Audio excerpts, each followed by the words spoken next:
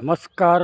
ನಾನು ಸಿಗ್ಲಿ ಬಶ್ಯಾ, ಗದಗ ಜಿಲ್ಲಾ ಲಕ್ಷ್ಮೇಶ್ವರ ತಾಲೂಕು ಶಿಕ್ಷಣ ಗ್ರಾಮದ ಸಿಗ್ಲಿ ಬಶ್ಯಾ. ನಾನು ಇವತ್ತು ಈ ಸಿಗ್ಲಿ ಬಶ್ಯಾ 500 ಕಿಲೋಮೀಟ್ರ್ ಧಾರವಾಡ ಜೈಲಿಂದ ಬೆಂಗಳೂರು ರಾಜಧಾನಿವರೆಗೂ ನನ್ನ 5 ಮಕ್ಕಳನ್ನ ಜೊತೆಲಿ ಇಟ್ಕೊಂಡು ಕನ್ನಡ ಧ್ವಜ, ರಾಷ್ಟ್ರೀಯ ಧ್ವಜ ಕೈಯಾಗ ಹಿಡ್ಕೊಂಡು ಹೈವೇ ರೋಡ್ನಲ್ಲಿ ಕೈದಿಗಳ ಬಿಡುಗಡೆ ಮಾಡಿ ಅಂತ. ಆದರೆ ಕೈದಿಗಳ ಬಿಡುಗಡೆ ಮಾಡಿ ಸನ್ನಡತೆ ಆಧಾರದ ಮೇಲೆ ಬಿಡುಗಡೆ ಆಗಬೇಕಾದಂಥ ಕೈದಿಗಳನ್ನ ಯಾಕೆ ನೀವು 18-16 ವರ್ಷ ಆದ್ರೂ ನೀವು ಬಿಡ್ತಾಯಿಲ್ಲ? ನಿಮ್ಮದು ತಪ್ಪು ಅಥವಾ ಅವ್ರದ್ದು ತಪ್ಪು, ಕೈದಿಗಳದ್ದು ತಪ್ಪು ಅನ್ನೋದ್ರ ಬಗ್ಗೆ ನನಗೆ ಉತ್ತರ ಬೇಕು. ಅದಕ್ಕೋಸ್ಕರ ಈ ಪಾದಯಾತ್ರೆ 161ನೇ ಸನ್ನಡತೆ ಆಧಾರದ ಮೇಲೆ ಬಿಡುಗಡೆ ಆಗಬೇಕಾದಂಥ ಕೈದಿಗಳನ್ನ 10, 12, 20 ವರ್ಷಗಟ್ಟಲೆ ಜೈಲಿನಲ್ಲಿ ಕೈದಿಗಳನ್ನ ಇಟ್ಕೊಳ್ಳೋದು ಸಂವಿಧಾನದಲ್ಲಿ, ಕಾನೂನು ವ್ಯವಸ್ಥೆಯಲ್ಲಿ ಐತ್ಯಾ? ಇಲ್ವಲ್ಲ. ಅದಕ್ಕೋಸ್ಕರ ಈ ಸಿಗ್ಲಿ ಬಶ್ಯಾ ಈ ಸರ್ಕಾರ ನಡೆದುಕೊಂಡಂಥ ಜೈಲೊಳಗಡೆ ಸನ್ನಡತೆ ಆಧಾರದ ಮೇಲೆ ಬಿಡುಗಡೆ ಆಗಬೇಕಾದಂಥ ಕೈದಿಗಳನ್ನ, ಅದು ರಾಜ್ಯಪಾಲರ ಆದೇಶದ ಮುಖಾಂತರ ಬಿಡುಗಡೆ ಆಗಬೇಕಾದಂಥ ಕೈದಿಗಳನ್ನ ಈ ಸರ್ಕಾರ, ಈ ಒಂದು ಸರ್ಕಾರಗಳು JDS, ಕಾಂಗ್ರೆಸ್, BJP ಇವು 3 ಸರ್ಕಾರಗಳು ಅದರೊಳಗೆ ಇರ್ತಕ್ಕಂಥ ವ್ಯಕ್ತಿಗಳು ಯಾವ್ಯಾವ ರೀತಿ ಈ ಒಂದು ಸನ್ನಡತೆನ ದುರ್ಬಲಗೊಳಿಸಿದ್ರು ಅಂದರೆ ಅದಕ್ಕೆ ನಾನು ಉತ್ತರ ಹೇಳ್ತೀನಿ. ಹಿಂದೆ ವಿ ಸೋಮಣ್ಣ BJP ಪಕ್ಷ 14 ವರ್ಷ ಸನ್ನಡತೆ ಆಧಾರದ ಮೇಲೆ ಬಿಡುಗಡೆ ಆಗಬೇಕಾದಂಥ ಕೈದಿಗಳನ್ನ ಕೇವಲ 12 ವರ್ಷಕ್ಕೆ ಇಳಿಕೆ ಮಾಡಿ ಎಲ್ಲ ಕೈದಿಗಳು ಏಕಕಾಲದಲ್ಲಿ ಕೈದಿಗಳನ್ನ ಬಿಡುಗಡೆ ಮಾಡಿದಂಥ ಇತಿಹಾಸ ದಾಖಲಾದಾಗೈತಿ. ಎರಡನೇದ್ದು ಈ ಸಂವಿಧಾನ ಸರ್ಕಾರಕ್ಕೋಸ್ಕರ ಇವರು ಒಂದು ಓಟಿಗೋಸ್ಕರ ಕಾನೂನನ್ನ ಕೈ ತೊಗೊಳ್ಳೋದು ಇವರು. ಆಮೇಲೆಗೆ ಇದನ್ನು ಉದ್ದೇಶಿಸಿ ಸನ್ನಡತೆ ಆಧಾರದ ಮೇಲೆ 14 ವರ್ಷ ಬಿಡುಗಡೆ ಆಗಬೇಕಂತ ಕೈದಿಗಳನ್ನ BJP 12 ವರ್ಷಕ್ಕೆ ಇಳಿಕೆ ಮಾಡಿ ಕೈದಿಗಳನ್ನ ಏಕಕಾಲದಲ್ಲಿ ಬಿಡುಗಡೆ ಮಾಡೈತೆ. ಅಂದ್ರೆ ನಾವು ಯಾಕೆ, ನಮ್ಮ ಸರ್ಕಾರ ಈಗ ಐತಿ, ನಮ್ಮ ಕೈಯಾಗ ನಮಗೂ ಓಟ್ ಬೇಕಂತದ್ದು ಈ ನನ್ನ ಮಕ್ಕಳು ಧರ್ಮಸಿಂಗ್ ಮುಖ್ಯಮಂತ್ರಿ ಇದ್ದಾಗ 10 ವರ್ಷಕ್ಕೆ ಕೈದಿಗಳನ್ನ ಬಿಡುಗಡೆ ಮಾಡಿದಂಥ ದಾಖಲೆ ನನ್ನಂತಲ್ಲಿ ಐತಿ.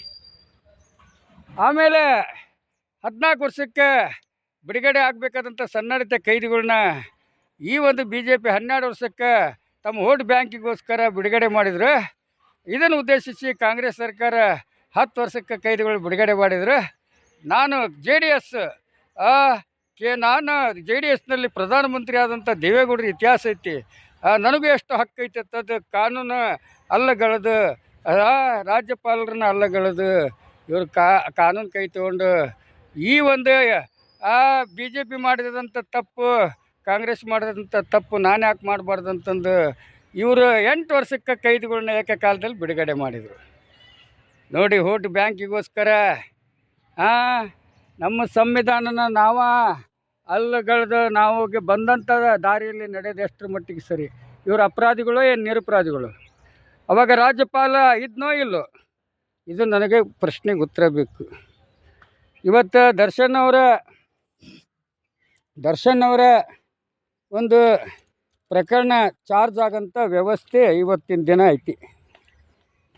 ಏನು ಕೇಳ್ತಾರಪ್ಪ ಜಡ್ಜ್ ಅಂದರೆ, ಎಲ್ಲರನ್ನ ಮುಂದೆ ಕರೆದು ಒಬ್ಬೊಬ್ಬರನ್ನ ಉದ್ದೇಶಿಸಿ, ನೋಡಪ್ಪ, ಈ ಕೊಲೆ ಪ್ರಕರಣದಲ್ಲಿ ನೀವೆಲ್ಲರೂ ಭಾಗಿಯಾಗಿದ್ದೀರಂತ ಪೊಲೀಸ್ ಒಬ್ಬ ಕಥೆಗಾರ ನಿಮ್ಮ ಮೇಲೆ ಕತೆ ಬರ್ದಾನ. ಈ ಕಥೆಯಲ್ಲಿ ನೀವು ಪಾಲ್ದಾರ ಅದಿರು ಇಲ್ವೋ? ಇದನ್ನು ಇಲ್ಲ ಅಂದರೆ ಇದನ್ನು ವಿಚಾರಣೆ ಕೈಗೆತ್ಕೊತೀನಿ. ಮತ್ತು ನಾವು ಅದೇವಿ ಅಂದರೆ ಮತ್ತು ಅದನ್ನು ವಿಚಾರಣೆಗೆ ಕೈಗೆತ್ಕೊಂಡು ನಿಮಗೆ ತೀರ್ಪು ನೀಡ್ತೀವಿ. ಒಪ್ಪಿಕೊಂಡ್ರೂ ತೀರ್ಪು ನೀಡ್ತೀವಿ, ಒಪ್ಪಿಕೊಳ್ಳದೇ ಇದ್ರೂ ವಿಚಾರಣೆ ಮಾಡಿ ತೀರ್ಪು ನೀಡ್ತೀವಿ ಅನ್ನೋದು ಕಾನೂನು ವ್ಯವಸ್ಥೆಯಲ್ಲಿ ಐತಿ. ಇದನ್ನು ಉದ್ದೇಶಿಸಿ ನ್ಯಾಯಾಧೀಶರು ಪೊಲೀಸ್ ಬರೆದಂಥ ಸೃಷ್ಟಿ ಮಾಡಿದಂಥ ಸಾಕ್ಷಿ ಪ್ರತಿಯೊಂದು ಸಾಕ್ಷಿಗಳನ್ನ ಕಲೆಕ್ಟ್ ಮಾಡಿಕೊಂಡು ಕತೆ ಬರೆದಂಥ ಪೊಲೀಸ್ ಹೇಳಿಕೆ ಮುಖಾಂತರನ ಇದು ಒಂದು ತೀರ್ಪು ಆಕತಿ. ಅಂದರೆ ಈ ತೀರ್ಪಿನಲ್ಲಿ ಬುದ್ಧಿವಂತ ಸಿಗ್ಲಿ ಬಶ್ಯನಂತವರು, ರಾಜಕೀಯದವರು, ಕಾನೂನು ವ್ಯವಸ್ಥೆಯವರು, ಆ ಕಾನೂನು ವ್ಯವಸ್ಥೆಯಲ್ಲಿದ್ದವರು, ಆ ಕಾರ್ಯಾಂಗದ ವ್ಯವಸ್ಥೆಯಲ್ಲಿದ್ದವರು ಇವತ್ತೆಲ್ಲ ವ್ಯವಸ್ಥೆಗಳನ್ನ ನರಕ ಮಾಡಿಕೊಂಡು ನಮ್ಮ ಕಣ್ಣು ಮುಂದೆ ನಿಂತಿದ್ದಾರೆ. ಇವತ್ತು ನೋಡಿ ಸಿಗ್ಲಿ ಬಸ್ಸ ರೈಲಿನಲ್ಲಿನ 500 ಕಿಲೋಮೀಟ್ರ್ ಪಾದಯಾತ್ರೆ ಮಾಡಿದ ದಾಖಲೆ ಕೊಟ್ಟೀನಿ ಧ್ವಜ ಹಿಡ್ಕೊಂಡು. ಇದೇ ರೈಲು ಹಗಲಿ ರಾತ್ರಿ ಬ್ಯಾಟ್ರಿ ಕಟ್ಟಿಕೊಂಡು ಇದೇ ರೈಲು ಹಳಿ ಮೇಲೆ ನಡೆದಂಥ ಬಸ್ಸ ನಾನು. ಅದಕ್ಕೋಸ್ಕರ ಪ್ರತಿಯೊಬ್ಬ ಪ್ರಜೆಗಳಿಗೆ ನಾ ಕೇಳೋದೇನೆಂದರೆ, ಕಾನೂನನ್ನ ಕೈ ತಗೋಬೇಡಿ. ಹಿಂದೆ ನೋಡು ನಾನು ಕಳ್ಳತನ ಮಾಡ್ತಾನೆ ಇದ್ದೆ. ನನಗೊಂದು ಕತೆ ಬೇಕಾಗಿತ್ತು, ವೃತ್ತಿ ಕಳ್ಳ ಮಾಡಿಕೊಂಡೆ. ಯಾಕಂದರೆ ಒಬ್ಬ ಮನುಷ್ಯ ಇಡೀ ರಾಜ್ಯನ ಒಂದು ಕತೆ ಬರೆದು ಇಡೀ ರಾಜ್ಯದ ಕನ್ನಡಿಗರನ್ನ ಅಭಿಮಾನ ಪಡ್ಕೊಳ್ಳೋಂಥ ಕತೆಗಾರ ಆಗಬೇಕನ್ನೋ ಛಲ ನಂದು. ನಾನು ದುಡ್ಡು ಮಾಡಬೇಕು, ನಾನು ಆಸ್ತಿ ಮಾಡಬೇಕು, ಇಲ್ಲ ಬುದ್ಧಿವಂತರು ಹೆಂಗೆ ಬದುಕ್ತಾರೆ ಅನ್ನೋದು ಗೊತ್ತಿಲ್ಲ. ದುಡಿಲಾರ್ದ ಜೀವನ ಮಾಡ್ತಾರೆ, ಟಿಕೆಟ್ ಇಲ್ದ ಪ್ರಯಾಣ ಮಾಡ್ತಾರೆ, ಜೋಳಿಗಿಲ್ದ ನಾವು ಹೋಳಿಗೆ ಊಟ ಮಾಡೋಂಥ ವ್ಯವಸ್ಥೆ ಐತಿ. ಇವತ್ತು ದರ್ಶನ್ ಅವರು ಪ್ರಕರಣ ಚಾರ್ಜ್ ಮಾಡಂತ ಮಾಡಿದಾಗ ಇವ್ರು ಕೇಳೋ ಪ್ರಶ್ನೆ ಹೆಂಗೆ ಅಂದ್ರೆ, ಆ ಪೊಲೀಸ್ ಬರೆದಂಥ ಕತೆ ಮೇಲೆ ಚಾರ್ಜ್ ಮಾಡ್ತಾರೆ, ಅದ್ರ ಮೇಲಿನ ವಿಚಾರಣೆಗೆ ಕೈಗೆತ್ಕೊತಾರೆ. ಅವರು ಅದನ್ನು ಓದಬೇಕು. ಅವರು ಓದಿ ಅದನ್ನೆಲ್ಲ, ಯಾಕಂದರೆ ಪೊಲೀಸ್ ಹೆಂಗೆ ಕತೆ ಬರ್ದಂತ ಮೊದಲು ಜಡ್ಜ್ ಓದಬೇಕು. ಆಮೇಲೆ ಇವರಿಗೆ ಪ್ರಶ್ನೆಗಳು ಕೇಳಬೇಕು. ಅನುಮಾನ ಮತ್ತು ಕಾನೂನು ಎರಡೂ ಬೇಕು, ಅನುಭವ ಮತ್ತು ಕಾನೂನು ಎರಡೂ ಬೇಕು. ಅವನ್ನೆರಡೂ ಇಟ್ಕೊಂಡು 164 ಸ್ಟೇಟ್ಮೆಂಟ್ ಪಡ್ಕೊಂಡಿಂಥ ಸೆಕ್ಷನ್ ಇದ್ದರೆ ಅದ್ರ ಪ್ರಕಾರ ಅವ್ರ ಹೇಳಿಕೆ ಕೋರ್ಟ್ನಲ್ಲಿ ಆಗುತ್ತೆ, ಆರ್ಗ್ಯುಮೆಂಟ್ನಲ್ಲಿ ಸಿಗುತ್ತೆ, ಅವರ ಖುಷಿ ಹೇಳಿಕೆಯಲ್ಲಿ ಸಿಗುತ್ತೆ. ಇಂಥ ಒಂದು ಪ್ರಕರಣಕ್ಕೆ ಪುಷ್ಟಿ ಕೊಡೋಂಥ ನ್ಯಾಯಾಧೀಶರು ಬೇಕು. ಇವತ್ತು ನೋಡಿ ಕೋರ್ಟ್ನಲ್ಲಿ ನ್ಯಾಯಾಧೀಶರ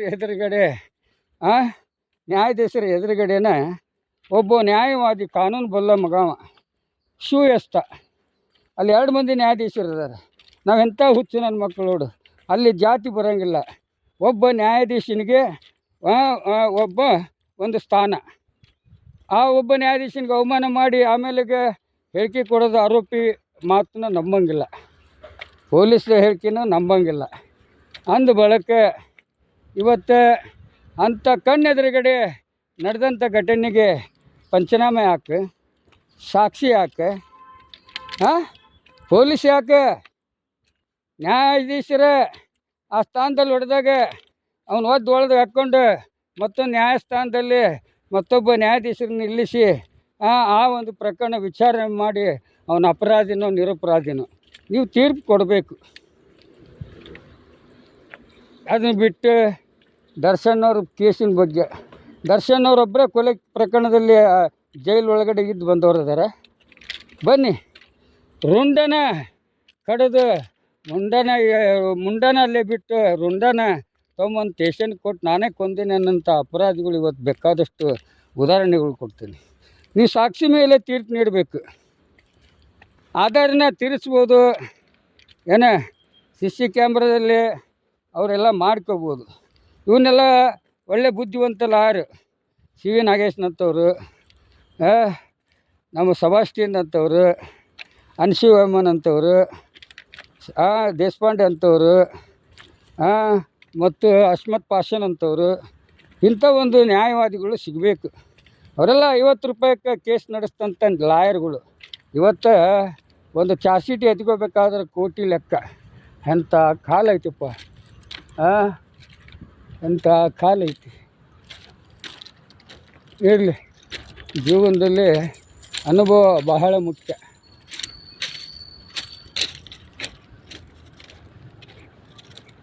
ನಡೆಯೋದ ಎಲ್ಲಿ ಮಟ್ಟ ನಡಿತೀವಿ ಅಲ್ಲಿ ಮಟ್ಟ ನಡೆಯೋದ ನಮ್ಮ ಕರ್ಮ, ನಮ್ಮ ಧರ್ಮ. ನಾವು ವಯಸ್ಸಿದ್ದಾಗ ನಮ್ಮ ಜೀವನ ಹಾಳು ಮಾಡ್ಕೊತೀವಿ, ವಯಸ್ಸು ಮೀರಿದಾಗ ನರಕ ಅನುಭವಿಸ್ಬಿಡ್ತೀವಿ. ಅದಕ್ಕೆ ನಮಗೆ ತಪ್ಪಿನಾರೋ ಆದಾಗ ನಮ್ಮ ತಪ್ಪನ್ನು ಸ್ವಲ್ಪ ಮಟ್ಟಿಗಾದರೂ ಸರಿಪಡಿಸ್ಕೊಂಡ್ರೆ ಜೀವನದಲ್ಲಿ ಬದುಕೋಕ್ಕೆ ಒಂದು ಅವಕಾಶ ಐತಿ. ಇದು ನನ್ನ ಒಂದು ಅನುಭವ. ದಯವಿಟ್ಟು ತಪ್ಪು ತಿಳ್ಕೊಬೇಡಿ. ನೀವು ಮೊದಲು ಕಾನೂನು ಕಲೀರಿ. ಬಿಡ್ರಿ ಇವೆಲ್ಲ ಹರಿಕತೆ, ರಾಮಾಯಣ ಕತೆ, ಏನೇ ಈ ಧಾರಾವಾಹಿಗಳು ಇವನ್ನೆಲ್ಲ ಒಂದು ಟೈಮ್ನಾಗ ಬಿಡಬೇಕಾಕತಿ. ಯಾಕಂದ್ರೆ ಅದನ್ನು ಹಾಳು ಮಾಡೋಂಥ ಸಂದರ್ಭದಲ್ಲಿ ಅದ್ರ ಕಥೆನ ಅವತ್ತ ಆಗಬಾರ್ದು. ಮುಂಚಿತವಾಗಿ ಬೆಳೆಸ್ಕೊ ಬರ್ರಿ.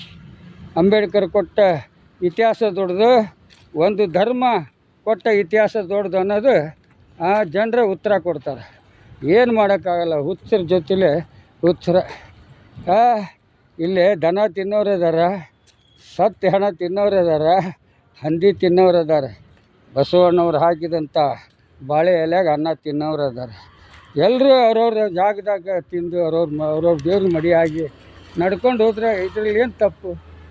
ನಾನು ದೊಡ್ಡವನು, ನಾ ಕಡಿತೀನಿ, ನಾ ಬಡಿತೀನಿ. ಅಯ್ಯೋ ನನ್ನ ಮಕ್ಕಳ, ಎಲ್ಲರೂ ನೋಡಿ, ಎಲ್ಲರೂ ಅನುಭವಿಸಿ, ಎಲ್ಲರ ಜೊತೆಲೂ ಆಟ ಆಡಿ ಕಾನೂನ ನಾನು ಇಟ್ಕೊಳ್ಳೋಕ್ಕಾಗ್ದೇ ಮನಸ್ಸಿಲ್ದೇ ಸ್ವತಂತ್ರವಾಗಿರೋ ಬಸ್ಯ ಅಂತ ಎಲ್ಲ ಕತೆಗಾರರು ನನಗೆ ಆಶೀರ್ವಾದ ಮಾಡಿದ್ದಾರೆ. ಸಿಗಲಿ ಬಸ್ಯ ದಿನ